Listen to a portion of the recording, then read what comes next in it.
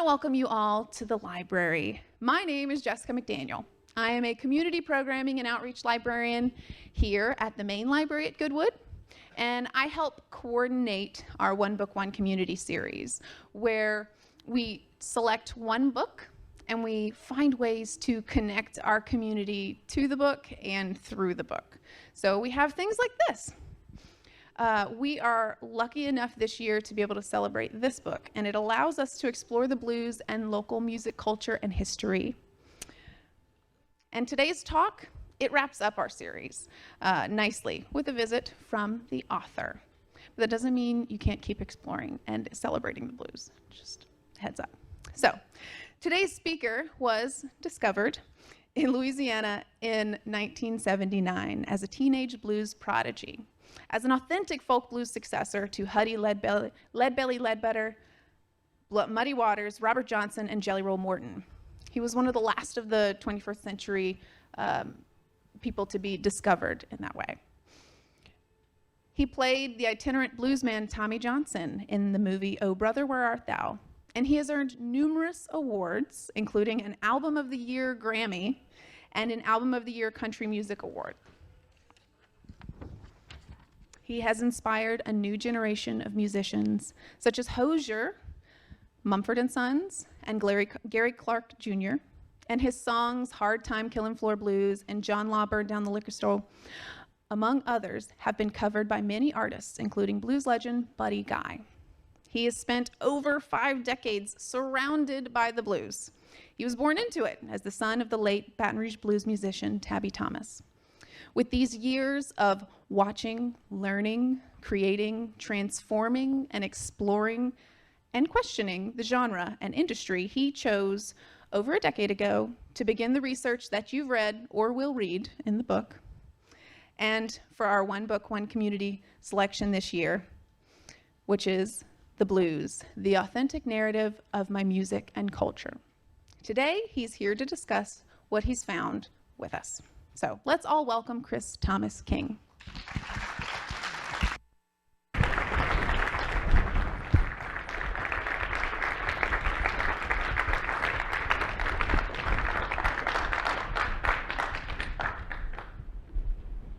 Thank you so much. I want to thank everyone with One Book, One Community for selecting my book as the book of their, to honor the book, for 2023. It's a wonderful honor, and I'm very proud of that. And after 10 years of researching and writing and trying to learn how to write even, it's a wonderful honor. I'm gonna do a presentation of the book. I know some of you have already purchased the book. I know some of you already have it, know the story. But for others who are hearing this for the first time, we're going to try to give you an overview of the thesis of the book. And the most important thesis that the book makes is that the blues originated in Louisiana, not in Mississippi. It didn't come from Africa, as many people have said. That is mostly myth and folklore. And before I get started, I just want to let people know that after the book came out, there was a tremendous response to it, and we established a nonprofit organization called the Blues Origin Institute, so that we can continue the research and continue to tell this narrative and try to raise funds and things so that other young people, maybe at some of our schools, some of our colleges, can get involved and tell this story. Because this was, as I began to research, I realized the blues didn't really have a history. It only had folklore, fairy tales, and that type of thing. Now, let's get into it. I have notes in front of me, and you guys see the great Louis Armstrong in front of the Sphinx in Egypt. And this talk is going to land in Egypt at some point. But I want to frame it this way. I want to start out by framing it this way and have you thinking about this. This is a story of enlightenment. The blues is music of enlightenment. And you might, some of you might say, well, what is enlightenment, or how does the blues play into that? Well, in what we call the Dark Ages in Western society, in what we call the Dark Ages, theocracy ruled absolutely the Church of Rome. Anybody that spoke out against it, anybody who had a different idea, probably ended up burned at the stake or worse, you know. And so anyone who would question that authority were demonized. African Americans, after the Atlantic slave trade, after they were brought to the United States, were deemed to be, they had to make a justification for what they were doing to these people who had this great history of, you know, from Mali and to Egypt and things like this. And they had to kind of erase that history and impose a different history on these people. And they said that these people were marked with, had the mark of the beast. You know, they were destined to be enslaved, or they were inferior or primitive.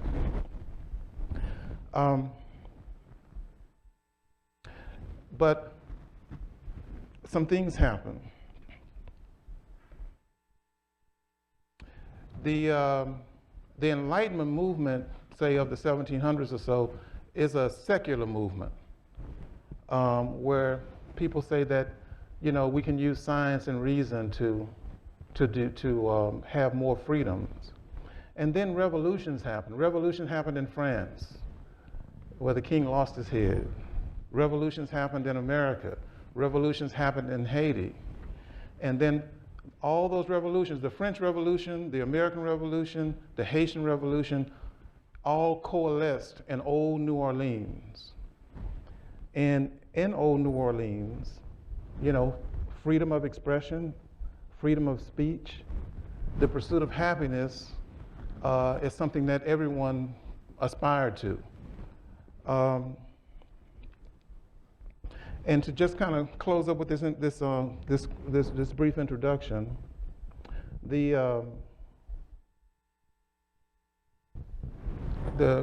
Africans would do their music at Congo Square, and they would on Sundays they would have their marketplace to free people, to enslaved people. They would have a marketplace at Congo Square where they did their music, but they also, it was a market where they sold their wares and their goods, and even the maroon people would come in and sell their wares and goods and stuff.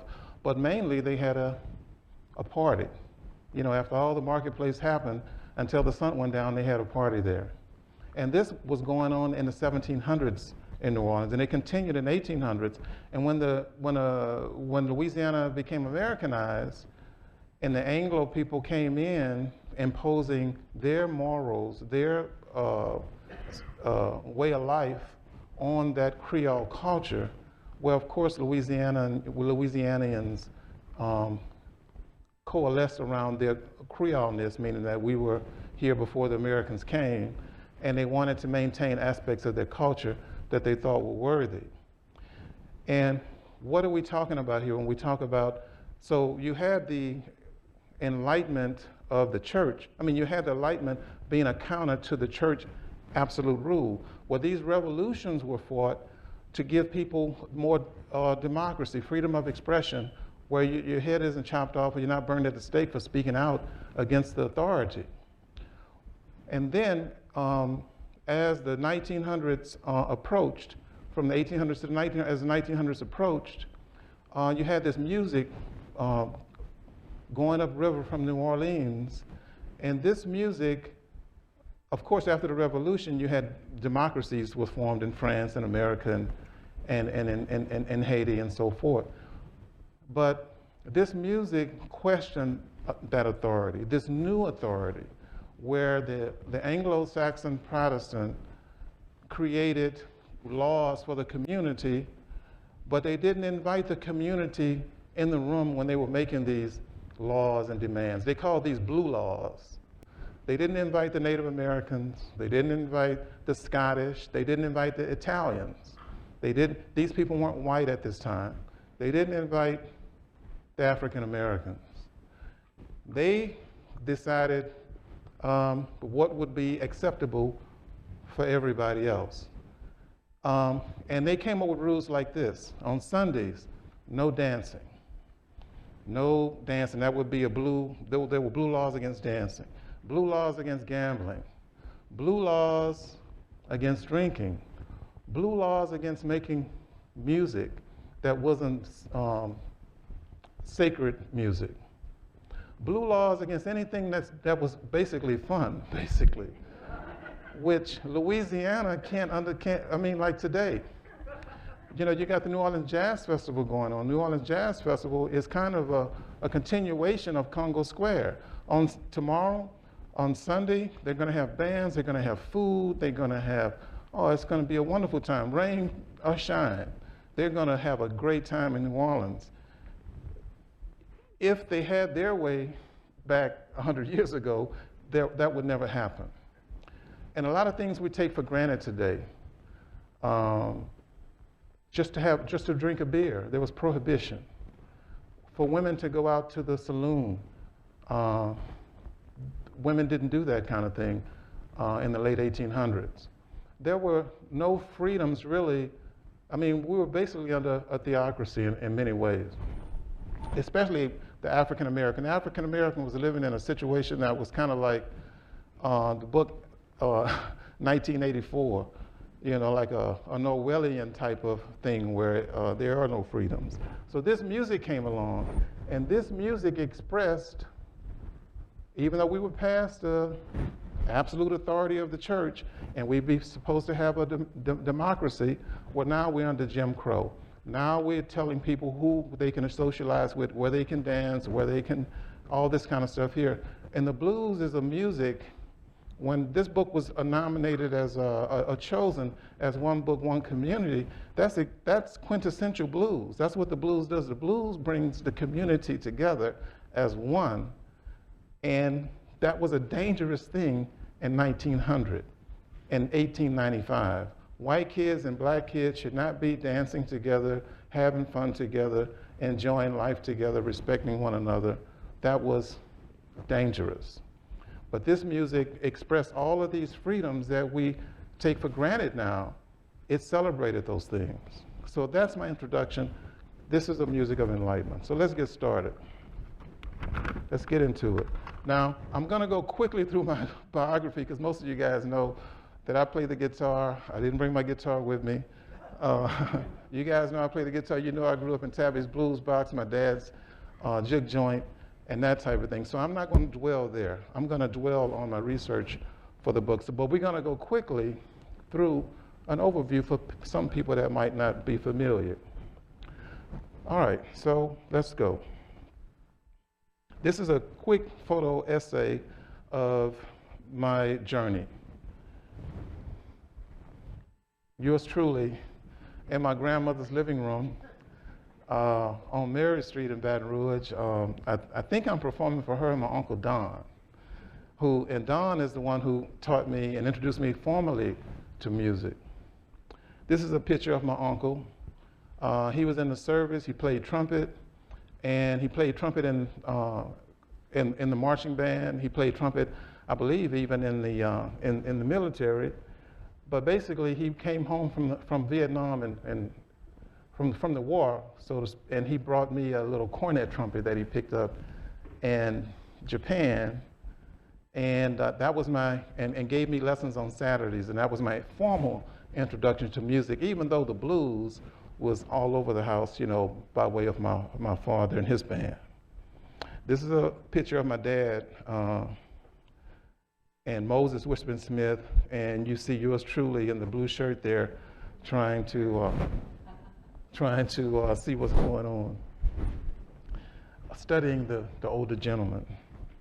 This is a picture of myself, my brother on the drums, my dad on the guitar at Tabby's Blues Box in Heritage Hall. He opened the place in 1979 on North Street near downtown Baton Rouge.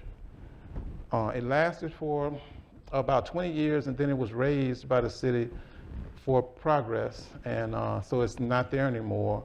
I'm trying to push the city maybe to put up a marker or something to acknowledge that it was there. But that's, we had a little family band, let's put it like that. This is an exterior picture of Tabby's Blues Box. And that's my dad's Cadillac in front of the club. But you wouldn't be a proper blues man without a Cadillac.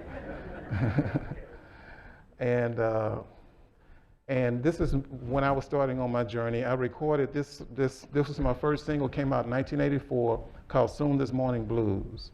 And that recording started me on this journey as a blues recording artist. After living in Europe for a while, I moved to Europe and lived in Denmark and came back. And then I got into acting. And my first major role was the movie Oh Brother Where Art Thou, which some of you are familiar with. And that soundtrack went on to be a phenomenon, and the movie has become kind of a classic. And you see me there with the music producer, T-Bone Burnett, George Clooney, John Turturro, Tim Blake Nelson, and doing one of the sessions for the film. And then I've done about a dozen films as an actor, but I also co-starred with Jamie Foxx and many other great actors in the movie Ray, and did the score with Ray Charles. And this is a picture of me and Ray Charles at his studio in LA, where we were doing the score and watching Ray Charles and working with Ray Charles while he's scoring a movie that he's never gonna see, that he's never really seen a movie, he can only hear it. But it was an amazing, one of the high points of my journey as an artist. This is an image. I was fans of these guys when I was younger, and then they welcomed me as one of their peers. You know, the great Buddy Guy, the late great B.B. King, and myself. We're in LA raising money for B.B. King's museum, which I was on the commission that helped to research and set up the B.B. King Museum in his hometown. And this is at one of the fundraisers there. And like I mentioned, Jazz Fest. This is me with my band. This was last year at the New Orleans Jazz and Heritage Festival. So even though I'm an author and I'm writing and I'm doing other things other than just music, at my core, I'm a guitar player, and that's what I do. You know, that's who I am. All right, so that's the background story. Now let's get into the book, and I'm going to reinforce for you all how the blues was sold to us by the Library of Congress and by the Ivy League universities and by the United States, they told us things that weren't true. And we're going through a reckoning now with lots of American history, and this history is one that has to be reckoned with for us to move forward and try to develop a culture that includes everyone in America, has a say in that culture.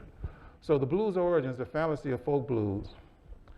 What they were doing at the turn of the century, after this music became very popular in Louisiana, what they were doing, they decided they got this new way of recording things.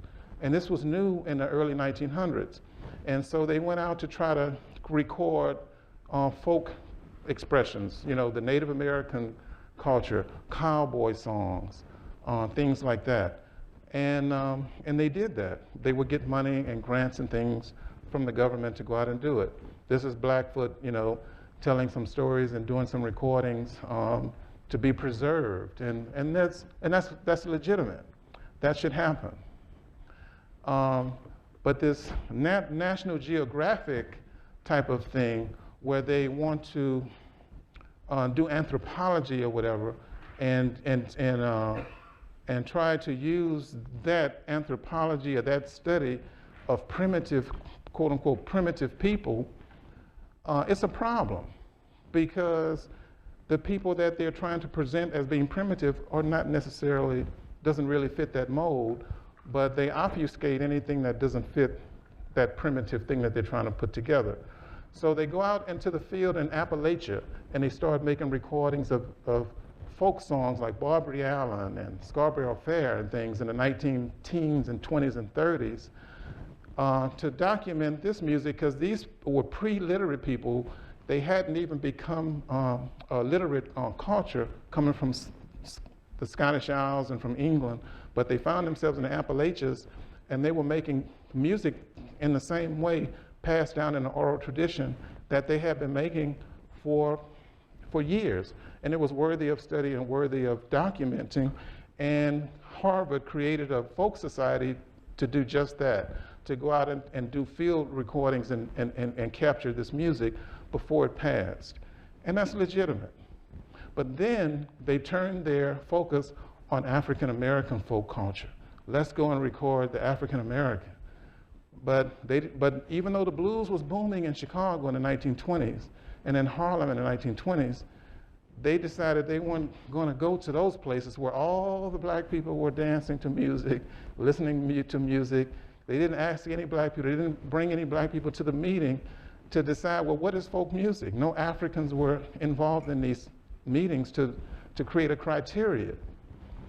They took the Appalachian model, the milkmaid, the plowman, no drums, anything, a stringed instrument, singing about Barbary Allen and Robin Hood and other kinds of things. And they did a false translation and tried to use that same criteria for black American music to capture that. So where will we get the black person in their natural habitat or in their natural state? And let's capture their music. And they would get money from the government to go and do things like this. And you see the microphone there, and they go into the prisons, because the black person ain't authentic if you don't have some chains on.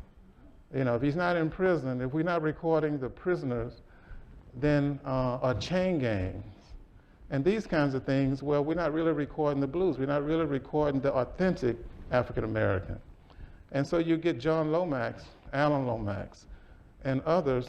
Most of these people, if you do research, they're going to come from somewhere close to Harvard, because Harvard is the epicenter of this madness.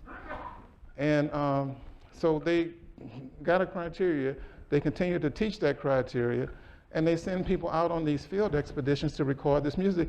And what are they doing in these places? Well, John Lomax, they're doing eugenic recording.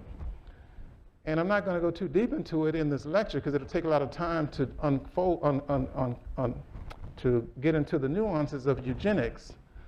But they weren't recording these people necessarily for their music. They were taking the music back to their labs and dissecting it to try to measure the intellectual capacity of the African American, and using that data to justify segregation, to justify preserving the purity of the white race and this type of thing. So a lot of this had little to do with music. Now, people in the music business was just trying to record somebody so they could make a buck, which is a more honest way to do it. What's popular, what the people want, let's record it, let's get it to them, and let's do it that way. But a lot of these prison recordings, a lot of these things that discovered lead belly. Lead belly was discovered in Angola, in Metro Baton Rouge. They came into Baton Rouge. This is John Lomax. He came in with his recorder that the Library of Congress bought for him and went out to Angola to record prisoners and recorded lead belly there. And you guys know the story of lead belly, most of you. But this wasn't about capturing the great folk music of black Americans. This was really about trying to create a narrative around this music that everybody found attractive and was so popular. It was the most popular music in America. And another note, America really didn't have an identity culturally. America had borrowed all of its identity from Europe, classical music and other kinds of things, so it didn't really have its own exceptional, if you will, musical expression or cultural expression. And the blues was threatening to become that, and they didn't want these swarthy people from Storyville and Louisiana someplace, the Jelly Roll Martins and Louis Armstrong and people like that, to be the face of American culture and music. So they worked against that. It was a concerted effort to change the narrative and to make sure that that did not happen. That's another image of John Lomax in the prison with the prisoners, and that's Leadbelly with the guitar. And when these people will come down to a plantation, when they will come to a plantation, he's from Harvard, and you have all this respectability. And then you at a plantation in Mississippi someplace, talking to a farmer who isn't sophisticated. If the farmer tried to say, well, no, man, that's not how we do it, that's not why we do the blues or this and that, nobody is going to pay any attention to what he's saying, because the big Harvard man is the one that is doing the documentation. And also he has the grant, he has the money to do it and the authority to do it. So whatever he says, that's what it is. Now, I'm not knocking the fact that they recorded Leadbelly, and I'm not knocking that they preserved a lot of great music for us. I think all that is wonderful. But the stories they weave around the music, the way they try to describe it, this is what we have to do away with, and we have to get a new narrative around the music, a more honest narrative. So this is another image of Leadbelly, and you see the people working in the chain gang. Now, people will say the blues came from work songs and things like this. And when they say that, think about that. You know, the definition of the word blues in the English language is down in the dumps, depressed, melancholy, and that's true. I accept that definition in the English language. However, in Louisiana in the late 1800s, people didn't speak that language. They spoke a French or a Creole. The black newspapers in Louisiana were even printed in French. The people that fought Plessy versus Ferguson, it was a French-speaking committee, and they had a newspaper, and they had a whole thing. You don't print newspapers in a language that the public don't read. So obviously that was the case. And in West Louisiana, the Cajun folks, they didn't give up speaking their type of French until just a couple of decades ago. So that's not the language of Louisiana. And quickly I'm gonna go into what we all have been told the blues is. So the blues origins, the fallacy of Mississippi Delta blues. It's a fallacy that the blues came from Africa. I went to Africa, studied with the Africans.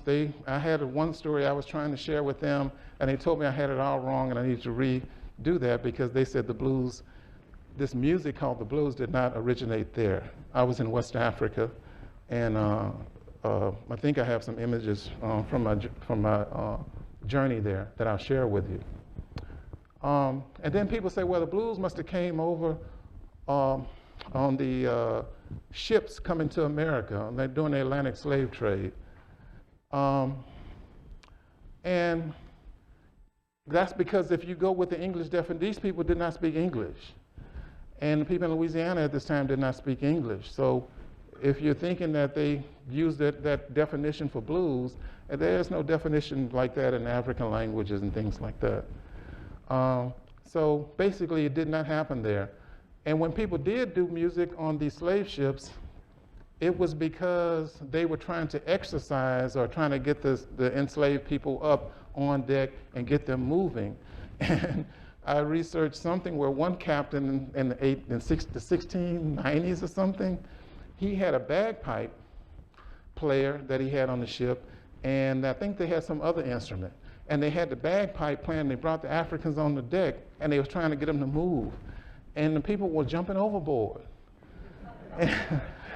Can you imagine what the bagpipe sounded like to these people? I mean, they were scared to death, you know?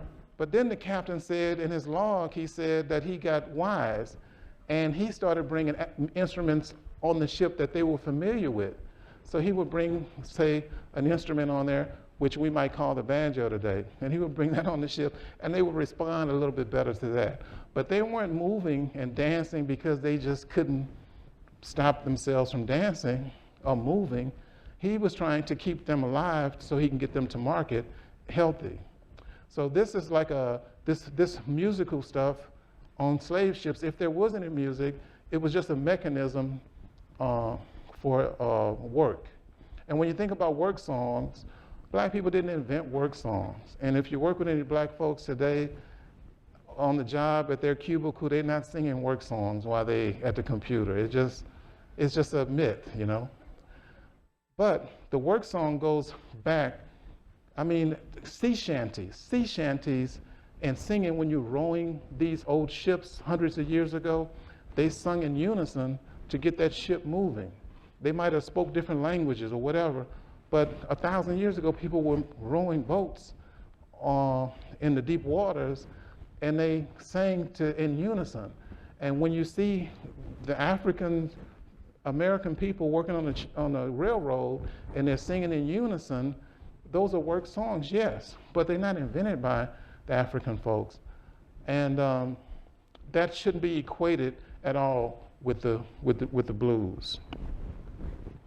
And then this idea that the blues came, and right now I'm knocking the popular narrative that we all have been told, and then I'm going to get to the real authentic story in just a second. And so the Mississippi Delta, we believe that there were enslaved people in what they call the Mississippi Delta. It never happened. I couldn't find any research to verify that there were enslaved people in what's called the Mississippi Delta. And that sounds strange to most people, but most of the plantations were along the Mississippi River. They weren't in what we call the Mississippi Delta. Where they say the blues came from, the DACA reform, the land was bought by the railroad in 1895. I've visited and had dinner with the family that owns that plantation. They do donate money to the arts and things, and they don't claim that the blues started there, but a lot of folklorists and other people have claimed that that's where the blues began with Charlie Patton and people like this, and it's just not true. In 1895, when they bought that acres of land from the railroad company, people was already playing the blues. Buddy Bolden was already playing the blues in Louisiana. It was already a popular musical style throughout South Louisiana. Matter of fact, Buddy Bolden used to come to Baton Rouge on the train excursions and perform in Plaquemine. And a lot of the young people in Plaquemine, like Clarence Williams, Kid Ory, and other people along that train route would hear him, and then they eventually moved to New Orleans to make their claim. And this is the type of blues we think about. We think of Muddy Waters. Muddy Waters wasn't discovered until 1942. That's about 70 years after the blues had left New Orleans, you know. Or we think about Robert Johnson. He sold his soul to the devil at the crossroads. I played a character like that in Old Brother, so I have contributed to this narrative. But I am not up here trying to, I'm not, you know, I'm proud of that actually. The only thing I'm not proud of is that we had the one-eyed Cyclops in the movie. We dealt with a lot of myths, Southern myths. And it was a send-up. But this should be, it should be fun and a send-up as well. This is not real history. The man did not go to the Delta to sell his soul to the devil at the crossroads. And if there was a devil at the crossroads that could make all your dreams come true, the line will be so long, it'll take years to get to see the devil. So of course that didn't happen. But even that myth about the crossroads, even that myth comes from Louisiana, from Haitian culture, from Louisiana culture. That's voodoo religion that is a real thing. And people did practice it and still do practice it. It's on the fringes in Western society, but you know, that's about meeting this person at the crossroads who's gonna help you cross over. And it's a metaphor, it's not a thing, but these folklorists and these people, this is the kind of stuff they write about. And that is what my book was trying to remedy. So let's get to what the real authentic narrative is. That's what we all have been led to believe. It didn't come from Africa. It don't have anything to do with slavery in the Mississippi Delta.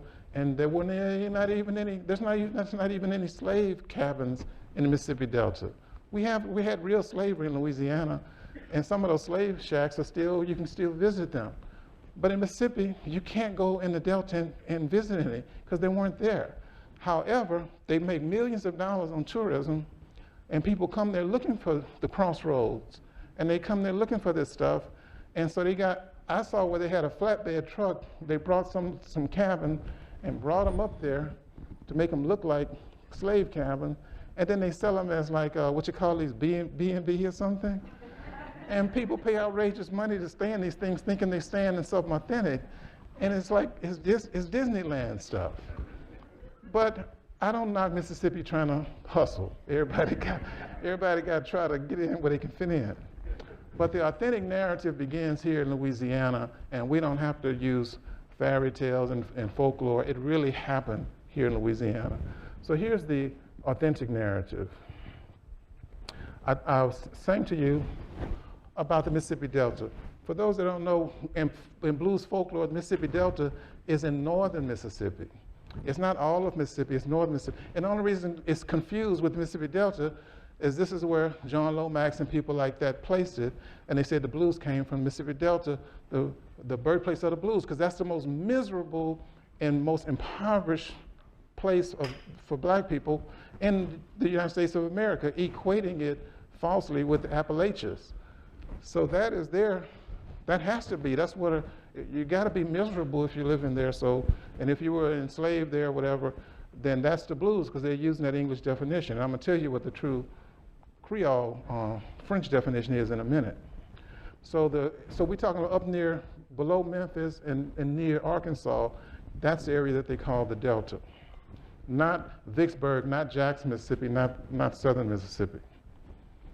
The real Delta, and you know what a Delta is, a Delta streams out where the river builds up soot and builds up land over thousands and thousands or even millions of years. And that's what Baton Rouge is, the Mississippi Delta. Mark Twain said this was built by the river. New Orleans is the Mississippi Delta. So the Delta, the Mississippi River spilled out and built South Louisiana over 1 million years, of time. And we know that because when we saw Katrina and we saw the river all over everybody on their rooftops, if you don't realize you're a Delta at that point, I don't know what we can say. That's a Delta. So we are the Mississippi Delta, but we don't call ourselves the Mississippi Delta. There are no Delta coffee shops. There are no Delta this and a Delta grocery store. We don't seem to like the word Delta, but colloquially it's attached to Mississippi. But I would call northern Mississippi, if anything, the Mississippi Valley. But it's not the Delta. Baton Rouge, we're sitting in it. This is the Delta. We don't say it's the Delta. Just like I say, this is where the blues came from, but we don't use the word blues. We don't say it. And I'm trying to get us back to that. And I told you about, the Lafourche and the Plaquemine, the Delta, that the southern Louisiana is the Delta. So what was that up there in northern Mississippi? That was the Chickasaw land. That was the land of the Chickasaw and the Choctaw Nation. And those people were there up until Andrew Jackson moved them on the Trail of Tears into Oklahoma. And they left that land. But there were no white folks, no black people in northern Mississippi where they say the Delta, the blues started in the Delta. It never happened. There were no any enslaved people. It wasn't developed. It was a frontier. There were more black bears there and wild wolves than there were black people. So it just never happened. And we have to accept that. It wasn't and then even after the Civil War, they still didn't get up there and build and clear that land. It didn't really happen. Those plantations where you see photographs of people picking cotton, there was no cameras before the Civil War really to capture photographs of enslavement. So we're talking about a plantation system, which is horrible in its own right, but it's not enslavement. And we equate those things, and we've been taught to equate those things by these people from Harvard and these other people have done these studies. And like I said, that's just another image. I'm gonna move a little faster. The Chickasaw and Choctaw nations, Mississippi ended right around Jackson in the early days. And then when they got control of northern Mississippi, instead of making that a state, they just kind of made all of that the state of Mississippi. So black people have no history in northern Mississippi. So if the blues came from enslavement, it sure didn't come from northern Mississippi. Now the definition of the blues is this. Like I started this telling you about enlightenment. The definition of the blues when we used it originally in Louisiana is that the blues is blue music. Like I said, we had blue laws, no blue dancing, no blue language, no cursing, no foul language, no blue entertainment of any kind, no gambling, no this and that. Things that we accept today as, just being normal. No blue music, meaning that music that wasn't sanctioned by this WASP, controlling Americanization that came into Louisiana and said, you got to speak this language and you got to follow these mores and these rules.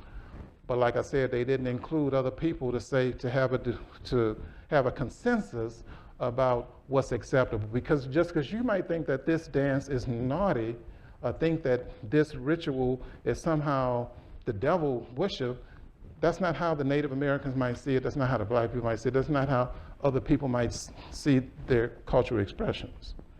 So going back to Congo Square, we talked about Congo Square. People had a marketplace there. Jazz Fest is kind of, in many ways, a continuation of what happened there, the food, the music, the cultural expressions that was free to go on because, like I said, during the tyranny of the church, you couldn't have done these kinds of things. You couldn't say what you wanted to say or do what you wanted to do and have these, freedom of expression, so to speak. And there were Sunday laws, and these laws were like, things that we, most of you guys, you know what those blue laws was, but they were posted all over the place. And so when you say the blues, it comes from the word sacre bleu. In the French language, sacre bleu is like sacre Dieu, which is like you're cursing God or you're cursing something sacred. And so it's like you're doing something outrageous that the king would not like. But as we know, what happened to the kings of the old world, some of them lost their heads. And people said, we had enough of that. And so freedom of expression and the pursuit of happiness is really essential to what makes the blues. And just because, and that's why the blues was demonized. They said it was like these people are cursing God. Sacre bleu is blasphemous. Why? Because not only were they making it okay to be, to dance, to do this, but then if you're dancing interracially, if you got flapper girls in New York going out to a black club in Harlem and dancing all night at integrated parties and stuff, well, this was antithetical to the social norms, to the social control of the day, which was Jim Crow. So the music was subversive, and they had a concerted effort to try to reframe it for the public and that type of thing. Dancing is just, in movement to music is just what people do. Now, in New Orleans, this is part of the narrative too. In New Orleans, you had a 100-piece black orchestra in the 1830s, not the 1930s, in the 1830s. There were 100-piece orchestra of free people. They had leisure, they had the time, they had a community with enough money to support a 100-piece orchestra. And I could go and name you some of these musicians. We don't have enough time, like Edmond Dede and other people. But everybody did classical music, but even classical music is a music it's a tyrannical music, meaning that you got to follow the sheet music as written on the page. There's no room for you to do your own thing or improvisation, or you're going to tell a conductor, no, you know what, I feel like just letting it hang out on this bar right here. That, it's strict. You're going to get spanked on the hand doing your musical lessons and things, because it's got to be by the book, so to speak. So, but it's important to know that New Orleans had a great tradition of theater. The black people had their own theater, the free black people, they had their own orchestra, dating back to the early 1800s. And so that's important to know. And We know Solomon Northup. Most of you guys know that story, so I don't have to go that deep into it. But to say that the blues came from slavery, well, this man was stolen into slavery for 12 years. He was a musician.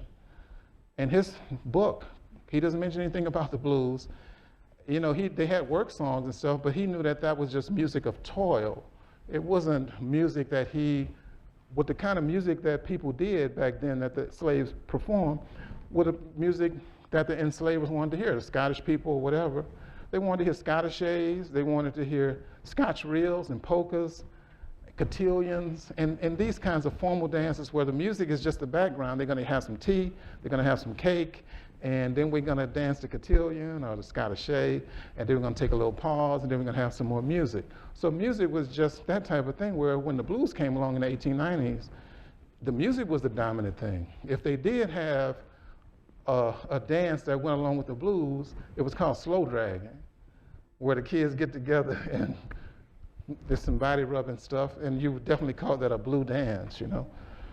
But it wasn't Scottish A's and that type of thing. That's what enslaved people played. They didn't have time to compose and write music or come up with a thing. Briefly, I'm just going to mention that there's a movie out right now, and I wrote about this musician quite extensively in my book. He was someone who Mozart aspired to be. His name is Chevalier de Saint George. He was born a slave and he became a very famous musician in France, the most famous musician in France. And our presidents, like Adams and people like that, wrote about him in their diaries, saying how great a musician he was and so on and so forth. He was a great fencer as well. And this is, his story is starting to get out there now. But I'm just using this to say that when you talk about black music from the past, it wasn't, if people had the freedom to pursue music, it wasn't that different than what other people were doing. You know, whether it be classical music or whether it just be simple folk music where people get together and do folk frolics and folk dances and things like that among family and friends. So when the blues came along, here we go. When the blues came along, it was a minimalist movement, meaning that these musicians, 6 or 7 musicians, decided we don't want to be tied to the page, to the written score. We want to have some freedom to do our own thing. And we don't want the Anglo folks to come in and tell us what we can sing and can't sing and all this. So we want to do some music that expresses our joy, our pain, our whatever. And so the blues was a minimalist movement. It was an art movement. It was a music philosophy. It was a philosophy that said that I can play it that way, the way that my teacher told me to play it, or I can play it the way I'm feeling it, or I can add my own touches to it. And that was radical at the time, because nobody did that. And then in New Orleans, you had Storyville, where it was a bohemian place where writers and free-thinking people, prostitution was legal, musicians like Jelly Roll and other people played in these kind of places. And that's another reason why anything that was blue or tawdry or whatever, they had a district, and that's where these kinds of things were accepted, and that lasted up until around 1917. Jelly Roll Morton is the first person to really come out with the composing of the blues, and he's one of the founders of the blues. But this man was a great composer, an originator of the blues, but the John Lomaxes and them who knew his story said that this man was a fraud and that he thought too much of himself, and they wanted to prop W.C. Handy up as the father of the blues, and they wanted to erase Jelly Roll Morton because Jelly Roll Morton told him it didn't come from Mississippi, it came from New Orleans. And he was one of the originators, and he was telling the truth. But those tapes that he recorded at the Library of Congress were hidden, and I write about that extensively. He recorded these tapes, did the song, did the music, and then these things were hidden until around until 2020, until after Alan Lomax died. And then it was released. And then we can hear what this man had to say and hear his full brilliance. And he was telling the truth. W.C. Handy did steal his music and called it his own music, copyrighted the music, and then, you know, the rest is history. We think W.C. Handy somehow is the founder of the blues, and W.C. Handy couldn't play the blues. He could not play the blues on his trumpet. As a matter of fact, you've never seen another blues trumpet player, somebody calling himself a blues player, as a trumpet player. W.C. Handy, I could go on, like I said, we can be here all night. But if we do, we are going to have a Q&A, and you guys, if you have some questions and you want me to go a little deeper on something, I'll be happy to. I'll stay here as long as the library will let us stay here, and we can have a little Q&A and a little talk. But I can really go in depth, but that's what the book is about. The book has all that depth and nuance. But Jelly Roll Morton was ripped off. Matter of fact, they wouldn't even let black people record their music. Black people were seen as primitives. And if you're primitive, then you can't create a composition. You know, because if you, black people weren't even seen as fully human by the laws of the country in the 1920s and 30s. So when Jelly Roll Morton was fighting to get paid for the music that W.C. Handy had stole from him,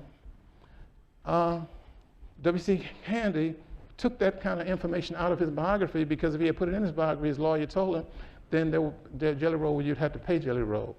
But they wouldn't let black people, black musicians join BMI and these other societies, but W.C. Handy got in there and was able to get into those kind of clubs because white folks owned W.C. Handy's music, let's just put it simple. So it wasn't really, he was in with the in folks, whereas Jelly Roll was saying, why can't I copyright and be protected as a songwriter and protect my music? But if you're primitive, you're incapable of creating intellectual property. So intellectual property, I mean, it's laughable, of course, in the 1920s, that this black man who plays the piano, and he played in brothels in New Orleans, and he's talking about he created this new American music, which is dominant, and he wants to be paid for it, as if black people could be paid for the intellectual property when they don't even have an intellect. You know, that was the thinking, and that's what he was up against. So, of course, a lot of that has changed these days, thankfully, and musicians can copyright their music and can be paid for the intellectual property.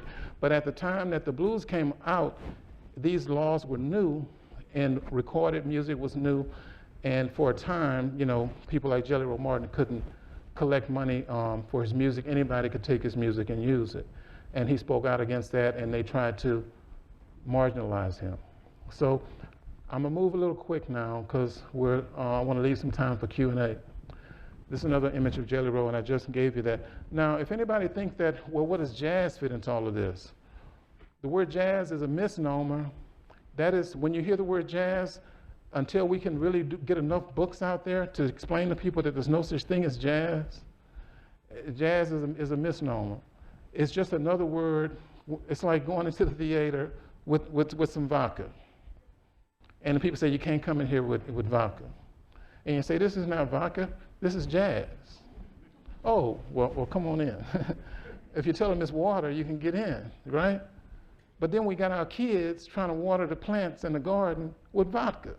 And they're wondering why the plants aren't growing. So at some point, you got to come back and explain to the kids there was no such thing as jazz. It was just another word to slip the blues in and to market the blues to polite society, so to speak, and make some money on it and stuff. They call it swing, you call it jazz, you can call it rock and roll. All these terms are just different terms for blues. It's like tea. Blues is tea or coffee, and there's 1,000 different teas, but it's still tea that you're drinking. There was nothing like the blues when it was invented in New Orleans and in South Louisiana. Baton Rouge had a role in that in the 1890s. And it is the most influential music on the planet these days. So, and I'm just saying to you that this is from the early when I did my book, I didn't even see these advertisements. But his publishing company advertised his song catalog. These are songs that was written by Jelly Roll Morton and published in magazines in 1923. The Wolverine Blues, Tin Roof Blues, Sobbing Blues, Someday Sweetheart, Mobile Blues, Chimes Blues, London Blues. He composed all these songs by, and was published by the Melrose Brothers. And this is an advertisement from 1923. This shows you that the word jazz is nowhere in there. But if you think that the blues is sad and melancholy and down in the dumps, then you might say, well, his music sounds upbeat and exciting. So that can't be the blues, but if that's your definition, that's an Anglo definition. It's not the Louisiana Creolized French definition of our musical expression. Even at funerals, we aren't necessarily, we do second lines and things, and the music becomes joyous. So why on a Saturday night would it be sad and melancholy? So a gentleman from Baton Rouge that's very important, King Oliver, he was the mentor of Louis Armstrong, and he brought Louis Armstrong to Chicago around 1919 probably, I think it was, to join the Creole band up there in Chicago, where they had closed Storyville, and then the musicians went up there to work for the gangsters, to work for the Al Capones and people that had the speakeasies in Chicago and in New York, and this music was the soundtrack to that. And a lot of musicians from New Orleans ended up, leaving Louisiana and going out to Chicago and New York. This is an image of the King Oliver Creole Band from 1921, and this is a very different band from the orchestra or the bands of the past that was in Louisiana. This is another image of King Oliver, and King Oliver right here from Baton Rouge. And he taught Louis Armstrong the blues, gave Louis Armstrong the trumpet, and we don't have a King Oliver Blues Festival. We should have one. People should know that before there was Louis Armstrong, Baton Rouge had a say in that, and his name is King Oliver. And there's another gentleman named Clarence Williams who taught Bessie Smith and all these people and taught them the blues, wrote their music, produced their music, and so on and so forth. Lonnie Johnson from New Orleans was the first and the original blues guitarist. He transposed what Louis Armstrong and Buddy Bolden and Jelly Roll Morton was playing on the piano. He transposed that to the guitar, and that right there became what everybody is trying to play on the guitar. He became the king of that music. This is a picture of me paying tribute in an image to the great Lonnie Johnson. And we talked about W.C. Handy. He was a good publisher at a time when a lot of black people couldn't publish their own music and things like that, but as a father of the blues, it was just hype. I'm gonna go past this. Now this is an important note. Now the first band out of Louisiana to record the blues and have a hit with it was this band called the Original Dixieland Jazz Band. In 1917, they had a song called Library Stable Blues, and it is a blues recording, no doubt about it. People today want to call this jazz, but we just talked about that jazz is a misnomer. When you hear the word jazz, just transpose that to be blues. They're talking about the blues. Until we can get enough books to put all of this in perspective. But the original Dixieland Jazz Band was Sicilian musicians. They weren't white. So if you were Sicilian, Italian, living in New Orleans at the turn of the century, you weren't white, They weren't white, but they wanted to be. And that's why they didn't call themselves the Creole Band. They called themselves the Dixieland Band, which has a whole different meaning. And they came out at a time when this movie, Birth of a Nation, 1915, and the rise of the Ku Klux Klan, and this whole movement against immigrants and things like this, where they wanted to ingratiate themselves into whiteness and into WASP society. And they chose to call themselves Dixieland Jazz Band, even though they were from New Orleans and was playing black music. It also allowed their music to go into the homes of people at that time, because people didn't want music in their home by Louis Armstrong or some black musician in their homes. This was people who wasn't used to having foreign music in their home. Definitely not black music, but they sounded black. So it's kind of like Vanilla Ice. He was a rapper at a time when rap was just becoming popular, and so they called him Vanilla Ice. Not chocolate ice, but Vanilla Ice. In other words, he's a nice, nice young man that you can bring home into your home and hang his poster on the wall. So they were the Dixieland Jazz Band. And so their fans started calling the music, the blues, Dixieland Jazz. Do you have any more of that Dixieland Jazz? Well, eventually, the word Dixieland was dropped, and we just were left with the word jazz. So in my research, I could not find the word jazz in any African language that I could research I couldn't find the word even used by musicians from Louisiana in the late 1800s or early 1900s. Not until around 1915 or so this word shows up. And like I said, it's just a misnomer or a pseudonym, you know, for the word blues, as blues became like a pejorative. In other words, I'm not trying to get into, I mean, you can't talk about American history without talking about politics and race. But today, there was a word called woke, which is kind of an enlightened word, like, you know, stay woke, or, keep your eyes open, or stay aware. And then it becomes a pejorative. You know, woke is like, so if you're trying to book a gig and say, yeah, I'm trying to bring a band and they play woke music, I mean, you're not gonna get the gig. You might still be playing woke music, but you sure ain't gonna advertise it as woke. Yeah, the woke band from so-and-so, it ain't gonna work. Not today. So jazz is just another word thrown in to cover for the blues. And we got stuck with it, and now New Orleans used to say, come to Dixieland, and they marketed that image of Al Hurt and these white trumpeters and stuff in the 60s and it worked as a tourist attraction. Come to the Old South. Black people know their place. You know, the music is happy and gay, and it's just like the old times. Whereas in Detroit and Watts was on fire, come to Louisiana, come to Dixieland, the home of Dixieland. And it was a marketing ploy, but it marginalized the black musicians and it orphaned the blues. But Mississippi picked that up, and they have made millions of dollars marketing something and miseducating people about our Louisiana history. And I'll just come to a close here by saying that finally in Mississippi, about 3 years ago, they put up this sign saying W.C. Handy's Enlightenment. And when he heard the blues, he wanted to be a march musician like Sosa, or, you know, lead some kind of marching type of regiment.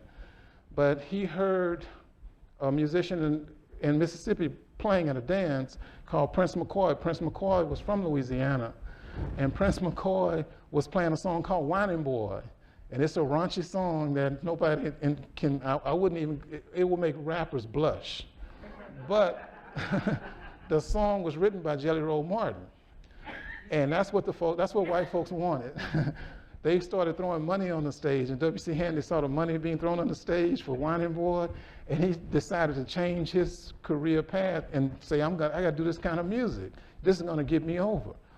Well, he did that kind of music and he was a smart man. He found a way to copyright his music and so on and so forth. But they have put up a marker saying that he got this music from Prince McCoy, a Louisiana musician who was playing Whining Boy by Jelly Roll Martin. And the last thing I'll just show you real quickly, and then we might have maybe 10 minutes or a few minutes for Q&A, or as much as you want, and I'll be happy to sign some books. I did go to Africa to do some research, and this is a workshop I did in Nigeria, in Abuja, the University of Abuja. And I met with some people there, and they're the ones who kind of reoriented me and put me on this track.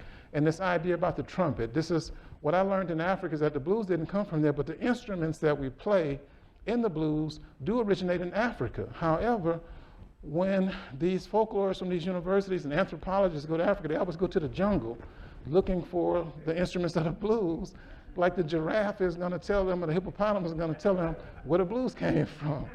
What they're doing in the jungle. You know, the monkeys are going to sing this music for you, what? But they don't go to Egypt. And if you go to Egypt, you'll find the roots not only of you know, a lot of thought and a lot of our language and science and everything, but you'll find the ancient instruments that the New Orleans people picked up and expressed the blues on. Now, I'm not saying that they played the blues, because the Pharaoh probably would have had their head if they wrote a song negative about him. But the instruments themselves are African. The primogenators, the trumpet. The trumpet is an African instrument. It goes back maybe 30, at least the oldest trumpet that we have on record that survived was found in Egypt, dating back 4,500 to 5,000 years. One is tuned to the key of C and one to B flat. And I'm not a biblical scholar, there's some people in here who are, But I believe these two trumpets are spoken about in Genesis in the Bible. But these two trumpets were found in Tutankhamun's tomb. And they were buried with him. One plays in the key of C, one plays in the key of B, B flat. And this is 2,000 years before Pythagoras. This proves that, Africans had the concept of harmony. And the trumpet, when I was a kid, I started on the trumpet, and I thought the trumpet was a European instrument. So they say you can't play the blues on that because now you're acting white, or that's not black culture. You got to be in chains, you got to be in. But black people played the trumpet 5,000 years ago in harmony. And there, you can find these instruments in the British Museum. And in these museums in Europe, you can find a lot of African history. And I'll go quickly. The clarinet is an instrument that Sidney Bechet and other great musicians played. It's an old African instrument that women played, the double clarinet. If it's a reed instrument, and from the clarinet, you can create the saxophone. From the clarinet, you can create the flugelhorn, or any reed instrument. From the trumpet, if you widen the bell, you can create a trombone. If you widen the bell some more, you got a tuba. If you really widen it, you got a tugboat rolling down the river. So you can take the double clarinet and create other instruments from it, but the primogenators of these instruments, the primogenators of the harp, is the earliest that survived of that is African as well. And if you open a piano, like I say in my book, you will see a harp inside that grand piano. And what Europeans brought to the trumpet is the valve, the mechanism of playing the trumpet. What the Europeans brought to the piano is the mechanisms, the keys. When you hit the keys, you don't have to pluck the instrument and hold it and pluck it like this. You can play the ivory keys, and that'll pluck it for you. The cymbals and drums, they have drum machines where you just press these buttons, but they didn't invent the drums, the Europeans, but they created mechanisms to make it more commercially useful in the manufacture of these instruments. And the last thing I'll say before closing, because I just closing for time, is the guitar. The guitar, the oldest guitar we have on record, came out of Egypt again, and it came into Europe, and as far as record tell us, around 800 or so AD, and it came in with Moors, people called Moors. And this guitar ended up in Spain and became, it ended up in the European Enlightenment because the guitar made its way throughout Europe. But importantly, when you come to Congo Square in Louisiana, you find a gentleman drew a picture of this instrument. And this was a Moorish Spanish guitar that was found in Congo Square in the in the early 18 teens, that they were playing at Congo Square. And this is a guitar because it has a sound hole in it. The banjo doesn't have a sound hole, it looks like a drum. And I find it difficult to tell these stories because people they like to say Black American and Black Americans and African American, and we're not all the same. We didn't come from the same tribes, we have different cultures, and especially here in South Louisiana. But you see, the guitar has a sound hole. That's what makes it an acoustic guitar. The banjo, what this gentleman is playing in this photo, this painting called the Old Plantation, this is in the British colonies, and there's no sound hole. That means he's playing a banjo. The banjo is associated with West Africa. The guitar goes back to ancient Egypt. So the guitar came out of northern Africa into Spain, into Europe, and when the Spanish conquistadors came over to the Americas, they brought the guitar with them. The Africans they didn't buy it at Sears and Roebuck's. They didn't order it on Amazon. They made their own guitars. So the guitars that they played at Congo Square, and they weren't banjos, they were guitars, they take you back to, it's natural to see a guitar in a Spanish colony or a Spanish territory. And of course, the Spanish didn't find that crazy because the guitar had been in their culture for 1,000 years. And it just made sense to them. So the freedoms and the manumission and things and stuff that the Africans were able to maintain and develop of their culture is a big part of what we call Creole culture and a big part of what we call American culture. And this music dominates the word. It's called the blues. It's from the word soccer blue, not meaning, it means blue entertainment. Dave Chappelle, a blue comic, Richard Pryor, blue comic. You know, Louis Armstrong played blue music, Miles Davis, a blues musician. This is music that is kind of counter to what polite society, WASP polite society, finds comfortable. And this country, ever since all through the 1900s, we've always been in kind of a culture war. But what the blues argues for and what the musicians argue for is a seat at the table when we're deciding what's acceptable as a culture. You know, they want to have a say-so in that. And so we can shape a culture that all of us can be proud of, that all Americans can see themselves in, and no American group needs to be demonized. But that is the old-fashioned way of how you try to shut somebody up or try to shut down a movement or shut down a musical movement that you don't want to dominate or become popular, have white kids and black kids dancing and playing music together.